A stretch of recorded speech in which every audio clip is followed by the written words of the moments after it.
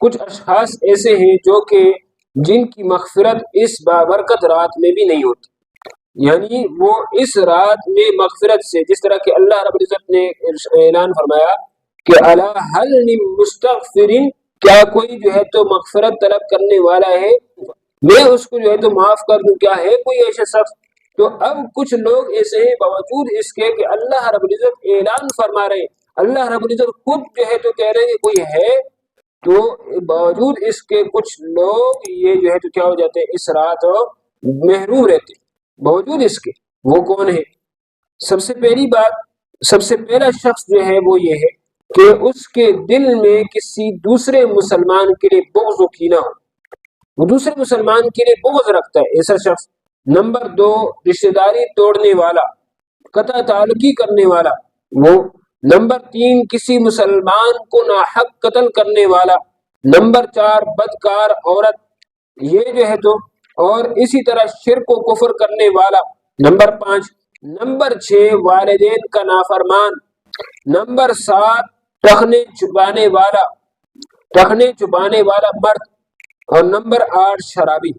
تو یہ 8 قسم کے جو ہے تو افراد ہیں جن کی اس برکت والی رات کے اندر بھی مغفرت نہیں ہوتی۔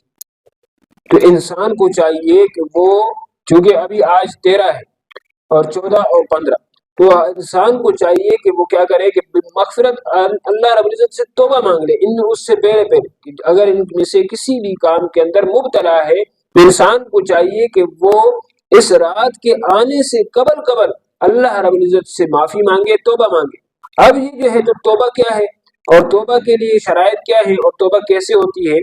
دیکھیں 3 کام ہے، ٹھیک ہے۔ نمبر 1، سب سے پہلے جو گناہ ہوا ہے اس پر انسان نادم ہو، انسان پشیمان ہو کہ بھائی مجھ سے اللہ رب العزت کا حکم ٹوٹ گیا، رسول اللہ صلی اللہ علیہ وسلم کی نافرمانی ہو گئی۔ اب یہ نمبر 1۔ نمبر 2، آئندہ کبھی اس کام کے نہ کرنے کا پختہ عزم ہو کہ میں آئندہ کبھی بھی یہ کام نہیں کروں گا، آئندہ کبھی بھی وہ کام نہ کرنے کا پختہ عزم کر لے کہ آئندہ کبھی میں جو ہے تو اس کام کے قریب نہیں جاؤں گا۔ نمبر 3، اگر اس کام کے اندر مبتلا ہے تو فوراً اس کو چھوڑ دے، اگر اس کام کے اندر مبتلا ہے، وہ کام کر رہا ہے تو اس کو فوراً چھوڑ دے۔ یہ 3 چیزیں۔